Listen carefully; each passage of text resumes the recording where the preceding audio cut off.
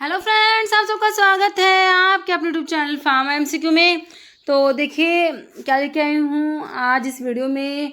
जो है 20 क्वेश्चंस हैं जो एक्सप्लेनेशन के साथ हम लोग डिस्कस करने वाले हैं। देखिए अभी जितने भी आपके अपकमिंग गवर्नमेंट फार्मासिस्ट के एग्ज़ाम्स होने हैं, जैसे कि आपका हरियाणा में एग्ज़ाम होगा और बहुत ही जल्द आपको इसकी एग्जामिनेशन डेट मिलने वाली है ना। फिर मत कहना कि मैम बहुत कम टाइम है, तो प्रिपरेशन कर लो, बहुत जल्द एग्ज़ाम होगा इसका। और रेलवे में देखिए आपका नोटिफिकेशन आ चुका है, फॉर्म फिलिंग स्टार्ट हो जाएगी, उसके बाद आपको एग्जामिनेशन की डेट बहुत जल्द मिलेगी। और भी डिफरेंट जितने भी हमारे गवर्नमेंट फार्मासिस्ट के एग्जाम्स होते हैं, तो ये जो एमसीक्यूज हम लोग डिस्कस करते हैं सभी के लिए इंपॉर्टेंट होते हैं। और अभी तो आपको डिप्लोमा में भी एग्जिट एग्जामिनेशन देना है, ठीक है। तो सभी के लिए हमारे क्वेश्चन काफ़ी ज़्यादा इंपॉर्टेंट है ना। तो 20 क्वेश्चन है जो हम एक्सप्लेनेशन के साथ में डिस्कस करेंगे, ओके। और जो है मेरी वेबसाइट pharmaMCQ.in है, वहाँ पर मैंने अभी क्रैश कोर्स चला के रखे हैं ना, तो आप वहाँ पर वो भी ज्वाइन कर सकते हैं, ओके। pharmaMCQ.in है मेरी वेबसाइट, ओके। बाकी वीडियो के डिस्क्रिप्शन बॉक्स में आपको सारी इन्फॉर्मेशन मिल जाएगी, व्हाट्सअप नंबर भी मिल जाएगा जहाँ पर आप कॉन्टैक्ट कर सकते हो, ओके। तो देखो स्टार्ट करते हो। देखो स्टार्ट करने से पहले अगर आप लोग चैनल पर नए हो, आप चैनल सब्सक्राइब नहीं किया, चैनल को प्लीज़ सब्सक्राइब कीजिएगा, वीडियो को लाइक करना, शेयर करना, कमेंट करना, बेल आइकन को प्रेस करना, ताकि जो आने वाले वीडियोज़ होते हैं नोटिफिकेशन आप लोगों को मिल सके। देखो क्वेश्चन क्या है, प्रिंसिपल साइट ऑफ एक्शन बताना आपने थायराइड डायरेटिक्स का, है ना। थायराइड्स हमारे जो डायरेटिक्स होते हैं, लूप डायरेटिक, थायराइड डायरेटिक्स, है ना, potassium sparing diuretics, osmotic diuretics, सारे डिफरेंट डायरेटिक्स होते हैं। आपसे ना थायराइड का मैकेनिज्म पूछा, मतलब प्रिंसिपल साइट ऑफ एक्शन कहाँ पर ये एक्ट करते हैं, है ना। क्योंकि जो हमारा जो ये होता है नेफ्रॉन का जब स्ट्रक्चर पढ़ते हैं ना, उसमें डिफरेंट साइट्स जहाँ पर हमारे डिफरेंट डायरेटिक्स एक्ट करते हैं।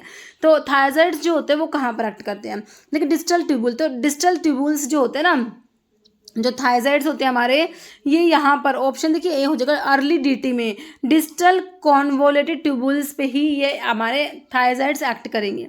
आंसर तो ऑप्शन ए हो गया। बाकी प्रोक्सिमल ट्यूबुल्स जो है यहाँ पर हमारे कार्बोनिक अनहाइड्रेज इनहिबिटर्स जो होते हैं ना, जैसे कि इसमें आपका एसिटाजोलामाइड आता है ना। एसिटाजोलामाइड जो है हमारा, ये कहाँ पर एक्ट करता है, proximal convoluted tubules. Proximal convoluted tubules पे आपका एसिटाजोलामाइड एक्ट करेगा, मतलब कि कार्बोनिक एनहाइड्रेज इनहिबिटर्स जो होते हैं, क्योंकि ये कार्बोनिक एनहाइड्रेज एंजाइम जो होता है ना, प्रोक्सिमल ट्यूबुल्स के सेल्स पे ही प्रेजेंट होता है, ठीक है। फिर आपका ascending limb of loop of Henle, यहाँ पर जो है हमारे जो लूप डायरेटिक्स जो होते हैं ना, लूप डायरेटिक्स जिनको बोलते हो हाई सीलिंग या हाई एफिकेसी डायरेटिक्स भी बोलते हैं, जिसमें आप फ्यूरोसिमाइड पढ़ते हो, है ना। तो लूप डायरेटिक्स जो होते हैं कहाँ पर काम करते हैं, आपका जो असेंडिंग लिम्ब जो होता है लूप ऑफ हेनले का, वहाँ पर हमारे लूप डायरेटिक्स काम करते हैं। कलेक्टिंग ट्यूबुल्स में हमारे जैसे कि जो पोटाशियम स्पैरिंग होते हैं, है ना, वो वहाँ पर एक्ट करते हैं, पोटाशियम स्पैरिंग डायरेटिक। तो जो हमारा थायराइड्स का हमसे पूछा हुआ था ना, तो थायराइड्स का ऑप्शन जो है ए बिल्कुल सही हो गया। डिस्टल ट्यूबुल्स के सेल्स पे एक्ट करते हैं थायराइड डायरेटिक्स, ऑप्शन ए मेरे हिसाब से सभी को क्लियर हो चुका है ना।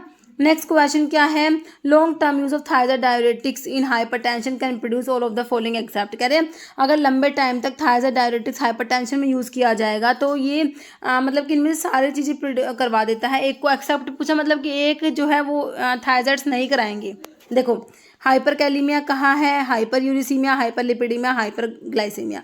देखो जो हमारे थायराइड्स होते हैं और जो हमारे क्या होता है लूप डायरेटिक्स होते हैं, ठीक है। तो ये देखिए हाइपर ग्लू, याद रखो ग्लू, ग्लू को तो बढ़ाएंगे, है ना, दोनों ही बढ़ाएंगे, मतलब कि ग्लूकोज बढ़ाएंगे हाइपरग्लाइसेमिया, लिपिड्स का लेवल बढ़ाएंगे हाइपरलिपिडीमिया, और यूरिक एसिड बढ़ाएंगे हाइपर यूरिसीमिया। तो देखो हाइपरलिपिडीमिया, हाइपरग्लाइसेमिया, हाइपर यूरिसीमिया, ये तीनों चीज़ें तो आपके थायराइड डायरेटिक्स भी कराएंगे और आपका जो है लूप डायरेटिक्स भी कराते हैं। तो वैसे तो आपका आंसर तो निकल के आ गया कि भाई तीनों कराएंगे, तो एक्सेप्ट में तो ऑप्शन ए ही आएगा भाई। हाइपर देखिए थायराइड्स जो है ना पोटाशियम कम कराते हैं ना, हाइपोकैलीमिया कराते हैं, क्या कराते हैं, हाइपोकैलीमिया कराते हैं। चाहे हमारा थायराइड चाहे हमारे लूप डायरेटिक्स, तो दोनों ही हाइपोकैलीमिया कराते हैं, पोटाशियम कम कराएंगे ना कि ज़्यादा। ऑप्शन तो एक्सेप्ट में ए आ गया, है ना। हाइपरकैलीमिया हमारे जो पोटाशियम स्पैरिंग होते हैं ना, जैसे कि स्पाइरोलैक्टोन हो गया, पोटाशियम स्पैरिंग डायरेटिक हाइपरकैलीमिया कराते हैं। बाकी लूप डायरेटिक और आपके थायराइड डायरेटिक ये हाइपरकैलीमिया कराएंगे, याद रखना है, ठीक है। मतलब हाइपोकैलीमिया कराएंगे हमारे थायराइड्स और लूप डायरेटिक। हाइपरकैलीमिया कौन कराएगा, पोटाशियम स्पैरिंग डायरेटिक्स। मेरे हिसाब से समझ आ गया आप लोगों को, है ना। ऑप्शन ए हो गया आपका बिल्कुल राइट। और कैल्शियम के रिस्पेक्ट में आपके थायराइड्स और लूप डायलिटिक अलग होते हैं, ठीक है। कैल्शियम का जो होता है बच्चा, जो कैल्शियम है ना, वो हमारे थायराइड्स और लूप डायलिटिक अगर देखोगे तो लूप डायलिटिक तो हाइपोकैल्सीमिया कराते हैं, हाइपोकैल्सीमिया, कैल्शियम कम कराते हैं, और ये हाइपर कैल्सीमिया कराते हैं। ओके, कैल्शियम के लेवल, कैल्शियम के रिस्पेक्ट में ये डिफरेंट अपोजिट होते हैं, तो थोड़ा सा ध्यान रखना इन चीज़ों का, क्योंकि ना कई बार एग्जाम में क्वेश्चन बन जाता है इनके ऊपर, ठीक है। तो मेरे हिसाब से आपको ये बात समझ आ चुकी है ना। नेक्स्ट हमने आंसर देख लेना, ऑप्शन है next, ring structure present in strychnine. देखो भाई स्ट्रैक्निन कहाँ पढ़ा हमने, कोग्नोसी में पढ़ा भाई, हमने पढ़ा इंडोल एल्कलॉइड पढ़ा, एल्कलॉइड्स में हमने सबसे पहले हमारा इंडोल एल्कलॉइड्स आता है, जिसमें हमारा नक्स वोमिका ड्रग पढ़ी, हमने पढ़ी नक्स वोमिका, बिल्कुल पढ़ी है। नक्स वोमिका का सोर्स क्या होता है, स्ट्रैक्नोज नक्स वोमिका होता है, नक्स वोमिका की फैमिली लोगैनिएसी होती है, बिल्कुल होती है ना, बिल्कुल होती है। तो नक्स वोमिका में क्या प्रेजेंट है, स्ट्रैक्निन एंड ब्रूसिन प्रेजेंट होता है, स्ट्रैक्निन एंड ब्रूसिन होता है, क्या होता है, स्ट्रैक्निन और ब्रूसिन प्रेजेंट होता है ना, ठीक है। तो अब ये देखो इंडोल एल्कलॉइड्स में आता है, तो सिंपल स्ट्रैक्निन क्या है हमारा, इंडोल रिंग ही प्रेजेंट होगा ना, इसमें कौन सा रिंग होगा, इंडोल होगा। तो यही तो पूछा आप लोगों से, है कि नहीं, बिल्कुल सिंपल है ना। तो हमारा जो है आंसर ऑप्शन ए हो गया, बिल्कुल सिंपल है कि रिंग स्ट्रक्चर प्रेजेंट इन स्ट्रैक्निन में हमारा इंडोल रिंग प्रेजेंट होता है ना। बाकी प्यूरिन दिया, इमिडाजोल में जैसे कि आपका पिलोकार्पिन आता है, पिलोकार्पिन जो होता है ना, पिलोकार्पस जैबोरेंडी में प्रेजेंट होता है, ये इमिडाजोल एल्कलॉइड में आपका पिलोकार्पिन आता है। प्यूरिन एल्कलॉइड में कैफीन जो ये होते हैं, ये हमारे प्यूरिन एल्कलॉइड में टी है ना। जो कॉफ़ी ये आता है ना, ये आपके प्यूरिन एल्कलॉइड्स में आता है, जिसके लिए म्यूरिक साइड टेस्ट पढ़ते हो, है ना। फिनेंथ्रीन में आपका जो ओपियम में देखिए, जो आइसोक्विनोलिन एल्कलॉइड में आपका ओपियम आता है, ओपियम में देखिए दो टाइप के एल्कलॉइड पढ़ते हो, एक तो आपके फिनेंथ्रीन रिंग वाले फिनेंथ्रीन एल्कलॉइड्स में मॉर्फिन, कोडिन और थिबेन आता है, और एक आपके बेंजाइल आइसोक्विनोलिन वाले जिसमें क्या आपका पापावरिन आता है, ठीक है। तो ये फिनेंथ्रीन एल्कलॉइड में मॉर्फिन, कोडिन, थिबेन आते हैं, है ना। तो ये ऑप्शन ए सही है। नेक्स्ट देखो, विच of the following alkaloid contain isoquinoline nucleus. तो मैंने अभी आपको क्या कहा, आइसोक्विनोलिन न्यूक्लियस, जैसे कि आपका ओपियम आता है, ओपियम है, ओपियम में देखिए आपके एक तो आपके क्या है, फिनेंथ्रीन एल्कलॉइड है, दूसरे आपके बेंजाइल आइसोक्विनोलिन है ना, बेंजाइल आइसोक्विनोलिन है ना। तो फिनेंथ्रीन में मॉर्फिन, कोडिन, थिबेन आ गया, बेंजाइल आइसोक्विनोलिन में आपका पापावरिन होता है, और एक नोस्कैपिन भी आता है। तो इसमें क्या दिया आपको, क्विनीन तो आपका सिंकोना में प्रेजेंट है, किसमें है, सिंकोना में। सिंकोना का सोर्स होता है सिंकोना जो सिंकोना कैलिसाया, सिंकोना ऑफिसिनल, सिंकोना सक्सीरुब्रा और सिंकोना लैडगेरियाना। सिंकोना की फैमिली मेरे बच्चों को पता है रूबिएसी होती है ना, आईपीकैक की, पेल कैटेचू की भी रूबिएसी है, तो सिंकोना की भी रूबिएसी होती है ना। और वो एक ट्रिक आपको पता है, रूबी गई पीसीआई कॉफ़ी पीने, बच्चों ने मेरे को बताया था, है ना। तो कॉफ़ी की भी रूबिएसी होती है, ठीक है। तो क्विनीन तो सिंकोना में है, ये क्विनोलिन एल्कलॉइड में आया, किस में आया, क्विनोलिन एल्कलॉइड में आता है ना। क्विनीन मलेरिया में यूज़ किया जाता है। हायोसाइमिन हायोसाइमस में, जिसका सिनोनिम हैनबेन होता है हायोसाइमस का, तो ये आपका ट्रोपेन एल्कलॉइड्स में आ गया। पाइप्रीन या अल्कलॉइड में नहीं आता, पाइप्रीन जो है पेपर जो होती है ना उसमें प्रेजेंट है पाइप्रीन, है तो ये इसमें नहीं आएगा। तो ये पापावरिन हमारा हो जाएगा ऑप्शन डी। पापावरिन आपका जो है ये आइसोक्विनोलिन, इसमें न्यूक्लियस है। और पता है पापावरिन के बारे में, ये ना वैसोडाइलेटर भी होता है, क्या होता है, ये स्मूथ मसल रिलैक्सेंट होता है, स्मूथ मसल रिलैक्सेंट प्रॉपर्टी रखता है, और ये वैसोडाइलेटर होता है। ओके, तो ये थोड़ा सा ध्यान रखना इसके बारे में। आंसर हो गया हमारा पापावरिन। नेक्स्ट है, which compound of sulphur is used in shampoos for its anti dandruff property, है ना। कौन सा कंपाउंड सल्फर का यूज़ करते हो शैम्पूज में, इसके एंटी डैंड्रफ प्रॉपर्टी के लिए। तो एंटी डैंड्रफ क्या आपको पढ़ते हो, कौन सा कंपाउंड पढ़ते हो, सिलीनियम, क्या पढ़ते हो, सिलीनियम सल्फाइड पढ़ते हो, है ना। तो आपका देखो प्रेसिपिटेटेड सल्फर नहीं होगा, सब्लाइम सल्फर नहीं होगा, सिलीनियम सल्फर होगा, ऑप्शन सी, है ना। नेक्स्ट है, which is a non nucleoside reverse transcriptase inhibitor. कहाँ से क्वेश्चन, एंटीवायरल ड्रग के क्लासिफिकेशन से क्वेश्चन। एंटीवायरल सारे के सारे क्लासिफिकेशन एक ही वीडियो में कंबाइन करके आपको प्रोवाइड करा चुकी हूँ, वो वीडियो देख लेना भाई, बहुत इंपॉर्टेंट है। कंप्लीट क्लासिफिकेशन जो है हमारा फार्माकोलॉजी का एक ही वीडियो में बना दिया है, अभी बनाया था थोड़े दिन में, वीडियो देख लेना, है ना। फार्माकोलॉजी की प्लेलिस्ट में मिल जाएगा आपको। ओके, तो पूछा non nucleoside reverse transcriptase inhibitor, NNRTI, है ना। तो इसमें 3 ड्रग बताती हूँ, किससे एंड से बता रखा है, याद हो तो आपको, याद है, नेविरापिन, इफाविरान, जो डिलाविडिन, 3 ड्रग आती है ना। तो यहाँ पर नेविरापिन दी है ना, ऑप्शन बी एंटीवायरल ड्रग के क्लासिफिकेशन से क्वेश्चन है। ओके। बाकी लैमीव्यूडिन कहाँ आते हो, लैमीव्यूडिन देखो जब आप एंटीवायरल ड्रग का क्लासिफिकेशन पढ़ते हो तो एंटी रिट्रोवायरस जो ड्रग होती है, एंटी रिट्रोवायरस, उसमें आपके एक तो ये हो गए non nucleoside reverse transcriptase inhibitor, एक होते हैं न्यूक्लियोसाइड रिवर्स ट्रांसक्रिप्टेज इनहिबिटर, उसमें आपका ये ना लैमीव्यूडिन उसी में आता है, लैमीव्यूडिन आता है, जिडोव्यूडिन आता है, उसमें डाइडेनोसिन भी आता है, जेलसिटाबिन आता है, स्टेव्यूडिन, लैमीव्यूडिन मैंने आपको बता दिया, अबैकेविर भी आता है। ये सारे आपके न्यूक्लियोसाइड रिवर्स ट्रांसक्रिप्टेज इनहिबिटर्स होते हैं एंटी रिट्रो वायरस ड्रग में जो आते हैं। एमेंटाडीन जो है ये आपकी देखिए, एमेंटाडीन जो है एंटी इन्फ्लुएंजा वायरस में जो आती है। और एक देखिए ऐसा क्वेश्चन आता है कौन सी एंटीवायरल ड्रग है जो पार्किंसन डिजीज में यूज होती है, वो आपकी एमेंटाडीन होती है। डोपामिन फैसिलिटेटर होता है एमेंटाडीन, तो इसको पार्किंसंस में भी यूज़ करते हो, है ना, क्वेश्चन बनता है ना, याद रखना थोड़ा सा।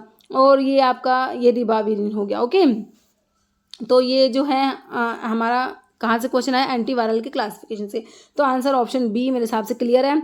नेक्स्ट है विटामिन के is constituted of dash ring, vitamin के में कौन सा रिंग है ये आप लोगों ने बताना है। विटामिन के में कौन सा रिंग प्रेजेंट है, हाइड्रोक्विनोन, नेफ्थोक्विनोन, बेंजोपायरोन या बेंज इमिडाजोल। देखो बेंज इमिडाजोल तो आपका मिबेंडाजोल जो है ना, आपका एंथलमेंटिक्स पढ़ते हो, मिबेंडाजोल में बेंज इमिडाजोल न्यूक्लियस है, ध्यान रखना।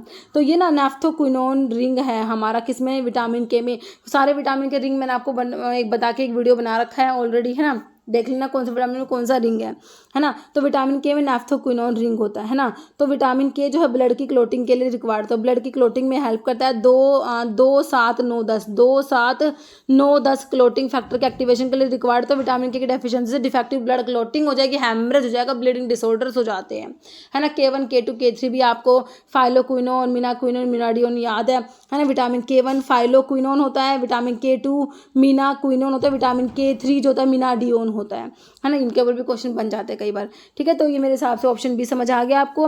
नेक्स्ट है टर्बिनाफिन एक्टिवाई। तो टर्बिनाफिन सोचो कौन सी क्लास में पड़ी है, मतलब कि कौन सी क्लास की ड्रग है ना। मतलब देखो एंटी फंगल ड्रग में पढ़ा है, बिल्कुल पढ़ा है। एंटी फंगल ड्रग पढ़ी थी ना, उसमें आपका टर्बिनाफिन आया था। अलाइल अमीन डेरिवेटिव याद है ना, अलाइल अमीन डेरिवेटिव में आपका टर्बिनाफिन आता है। तो ये क्या करते हैं, देखो आपके एक तो टर्बिनाफिन हो गया, एक आपके एजोल्स होती है, एजोल्स जैसे कीटोकोनाजोल हो गया। एजोल्स और टर्बिनाफिन दोनों के दोनों क्या करेंगे बच्चा, ये दोनों क्या करते हैं, हमारा एर्गोस्टिरोल के सिंथेसिस को इनहिबिट कराते हैं। एर्गोस्टिरोल जो फंगल की सेल मेम्ब्रेन होती है ना, उसमें एर्गोस्टिरोल इंपॉर्टेंट कॉम्पोनेंट होता है। तो एर्गोस्टिरोल के सिंथेसिस को इनहिबिट कराता है। कैसे, देखो आपका जो एजोल्स होता है ना, ये तो क्या करेगा, आपका जो ये एंजाइम, देखो इसमें 2 एंजाइम लिखे हुए हैं, एक तो लेनोस्टिरोल 14 डीमिथाइलेज, एक स्क्वालिन इपॉक्सीडेज। तो हमारे जो एजोल्स होते हैं ना, एजोल्स वो तो क्या करेंगे, लेनोस्टिरोल 14 डीमिथाइलेज एंजाइम को इनहिबिट करा देंगे, जिससे कि एर्गोस्टिरोल नहीं बनेगा।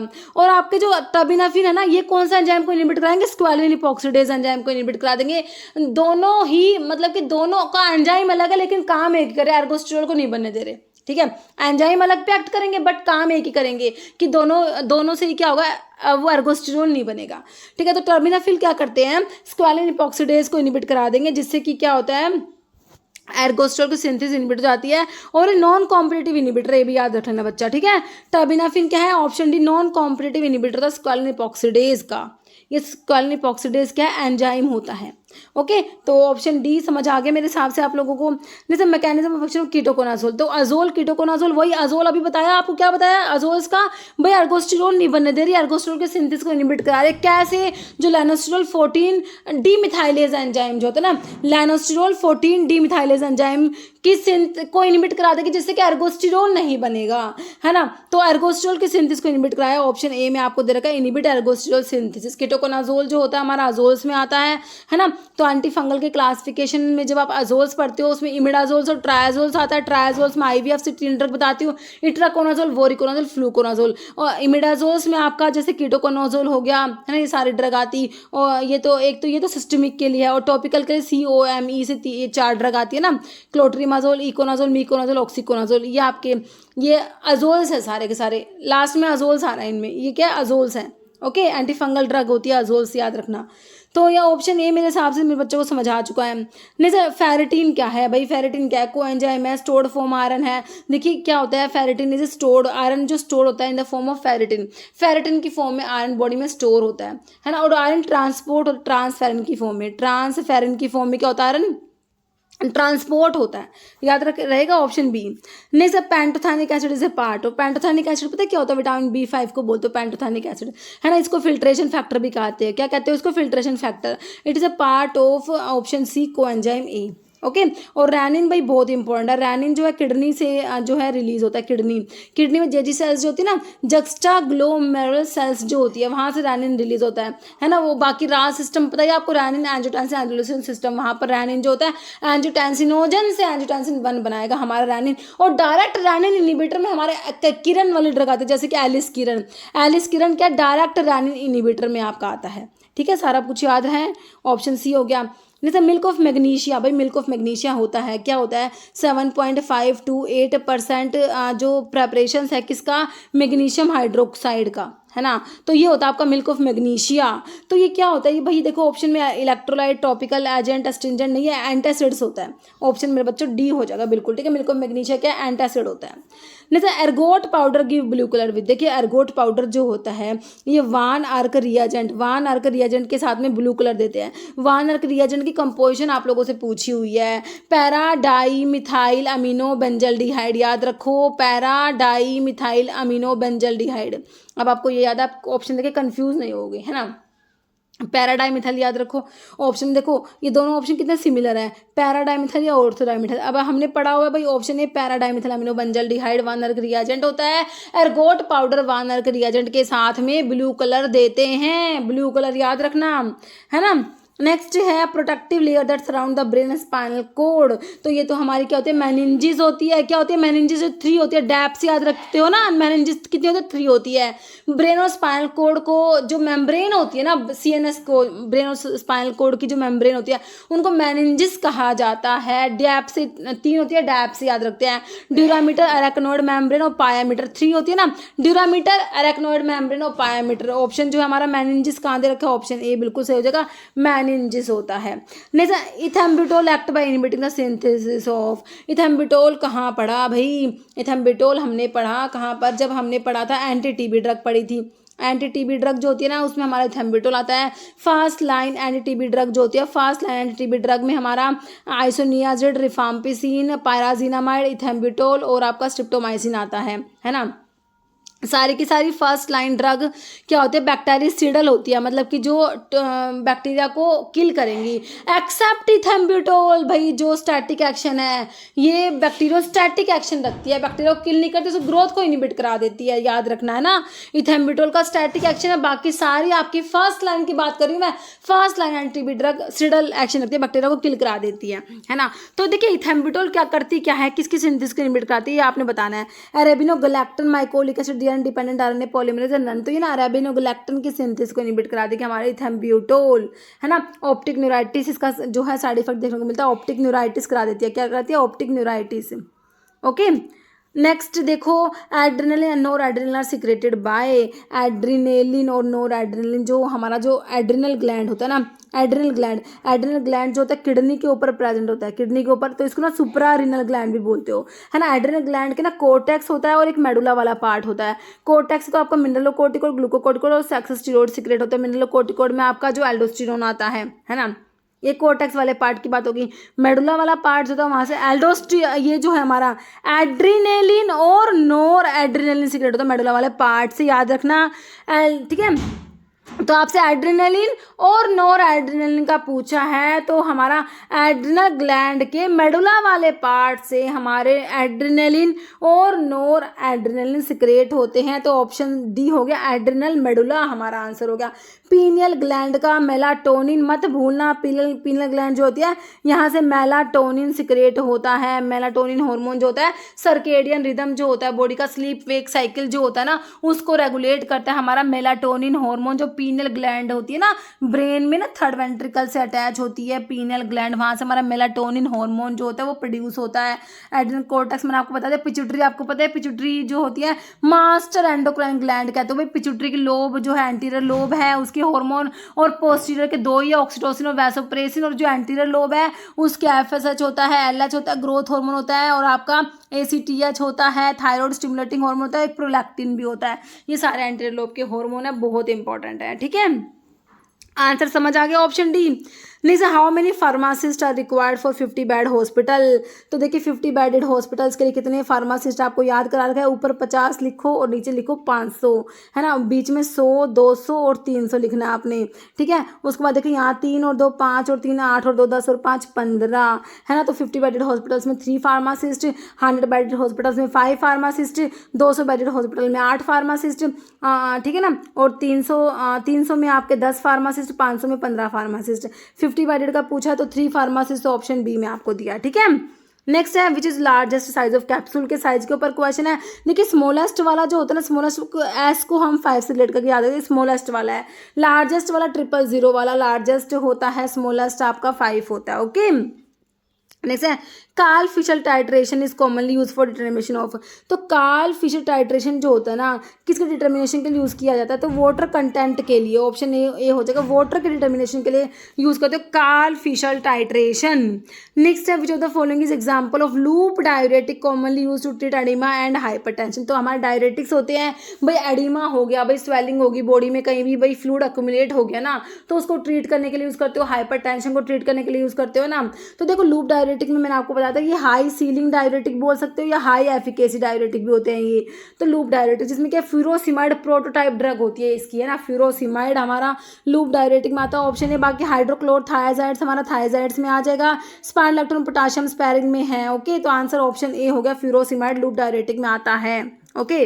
तो ये हमारे हो गए 20 क्वेश्चन। अब एक क्वेश्चन जिसका आंसर हमेशा की तरह आप लोग देने वाले हो, आप लोगों के लिए क्या क्वेश्चन है, cell in the body, cell in the blood responsible for carrying oxygen, है ना, कौन सी सेल ऑक्सीजन कैरी करती है, आरबीसी, डब्ल्यूबीसी, लिम्फोसाइट्स या प्लेटलेट्स। का आंसर आप लोगों ने कमेंट बॉक्स में देना है। इस वीडियो में इतना ही। अगर आपको वीडियो अच्छी लगे इसे लाइक करना, शेयर करना, चैनल पर नए हैं तो मैं आप लोगों से रिक्वेस्ट है चैनल को प्लीज सब्सक्राइब जरूर करना, ओके, थैंक यू।